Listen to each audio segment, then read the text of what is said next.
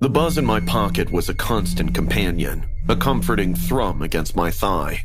Texts, emails, the occasional breaking news notification. My phone was the umbilical cord connecting me to the digital world. It held my entire life. Contacts, photos, work files, even that embarrassing karaoke video from college I swore I'd delete, but spoiler alert, I hadn't. So, when the familiar weight vanished from my pocket on that rainy Tuesday afternoon, panic clawed its way up my throat. My first thought was absent-mindedness. Maybe I'd left it at the coffee shop while getting my usual latte. But as I retraced my steps, a cold dread coiled in my gut. The bustling train ride, the long meeting, my phone had vanished. I thought I'll get a new phone tomorrow, but something far more sinister was waiting for me in the morning. I found a single sheet of paper on my doorstep. Did someone leave it last night?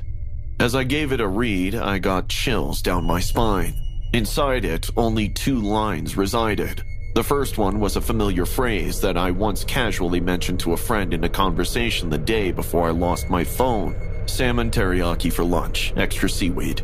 Below it, scrawled in bold red, were the words, "Your phone knows everything, and now so do I." Fear clung to my chest. What the hell? Some creepy stranger has my phone. From that day onwards, I started getting these anonymous emails. Every single one of them served a punch to my gut. Sometimes it was details about a childhood crush I'd confided in years ago, the name of my first pet, the embarrassing karaoke song incident, and the list goes on. It was like the thief was living my life, holding my secrets hostage. I couldn't go to the police. How do you explain someone stealing your data and using it to stalk you? All I could do was get a new phone and inform all my friends and family about this incident. Still, the threatening emails didn't leave me be. It was then I reached out to Leo, my tech-savvy friend and resident computer wizard. Leo, a walking encyclopedia of tech hacks and troubleshooting, understood my predicament immediately. "They've accessed your data, man," he confirmed, his voice tight with concern. "But there's a chance we can track them." "Then do it, dude. I want to know who this MF making my life miserable." Days turned into a blur of frantic searches and sleepless nights. Leo, fueled by gallons of coffee and righteous fury, worked tirelessly.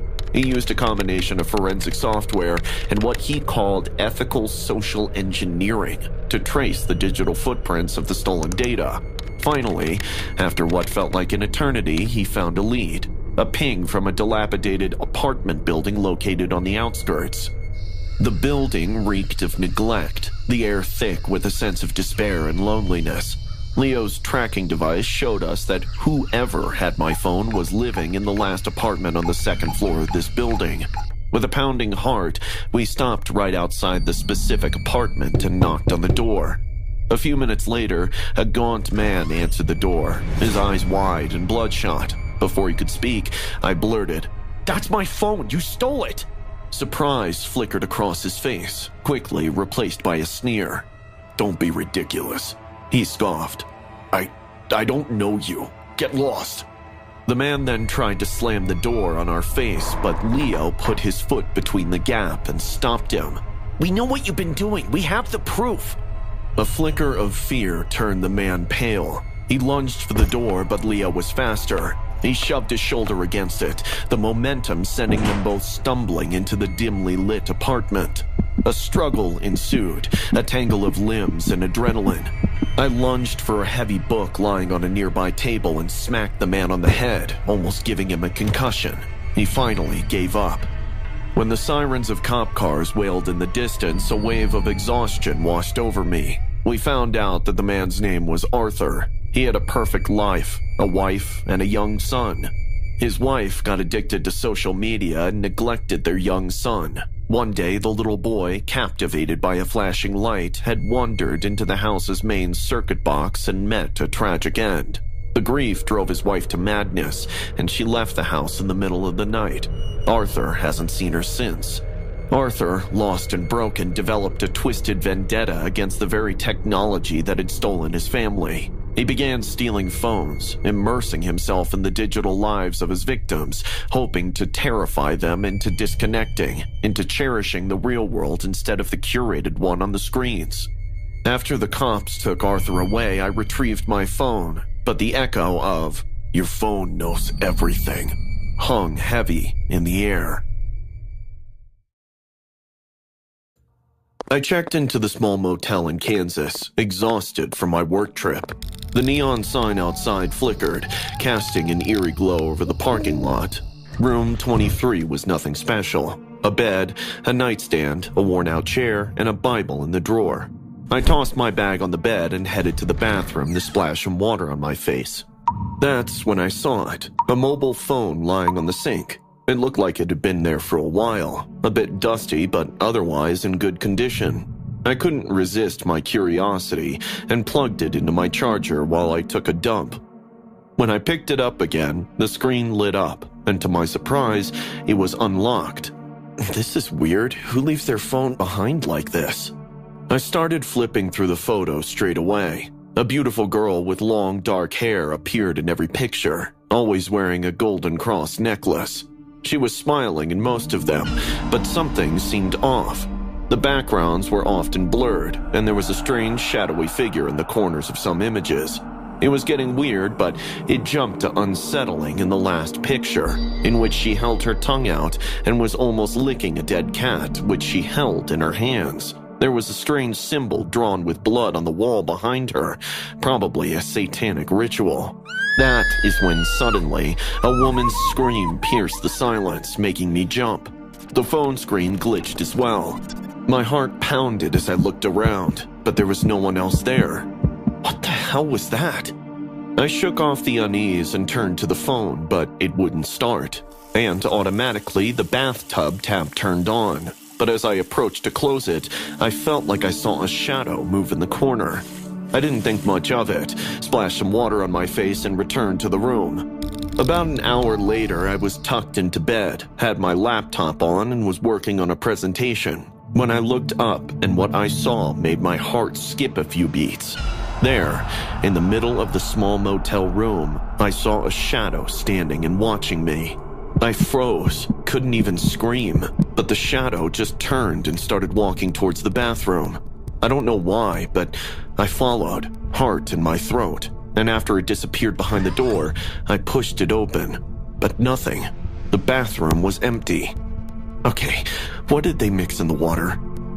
I decided to take a break and pulled out the Bible from the drawer. Maybe a passage would help calm my nerves. I opened it at random and found a highlighted passage, which was strange. "The Lord is my light and my salvation. Whom shall I fear? The Lord is the stronghold of my life. Of whom shall I be afraid?"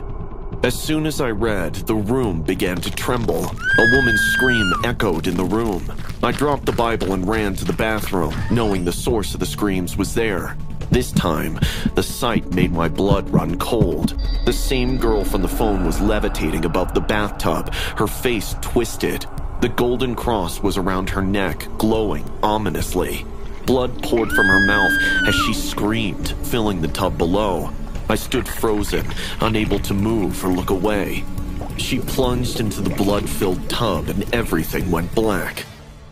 When I woke up, I was lying on the bathroom floor. Everything seemed normal, the bathroom clean, and the tub empty. I thought maybe it had all been a horrible nightmare, but then I saw it. The golden cross lying in the bathtub. No way this could be real. I reached for it, the cold metal against my skin. A sense of dread washed over me. I had to know more about what happened to this girl, so I hurried to the motel office. The motel manager was an older man. I showed him the cross and asked about the girl. "That belonged to Maria. She stayed here a few months ago. Sweet girl, always smiling, but something changed. She seemed scared, like she was running from something. One night, she just vanished. No bags, no phone, no sign of her, but she painted some horrible things in the bathroom. I didn't want no trouble with the police, so I got it cleaned up." I felt a shiver run down my spine. I packed my things and left that very night. But along the way, I stopped my car, dug a hole by the roadside, and buried the phone there. I thought it was a satanic ritual which went wrong, but I wished her peace and left. I still remember the sting which I felt when our teacher announced that Jill had passed away. It's been 5 years since. She was there one day, her bright smile lighting up the classroom, and then she was just gone. The official report said it was an accident, but something in me always felt it wasn't that simple. A few days after her passing, my friend Claire and I were wandering through the park near Jill's old house. That's when we found it, a phone, half buried in the dirt beneath a large oak tree. The screen was cracked, but it was powered on, and it shook us. The wallpaper. Isn't that Jill's dog?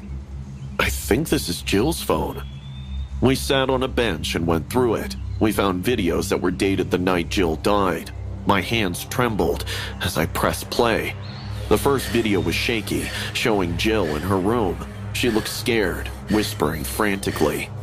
If anyone finds this, please help me. My dad, he's angry again.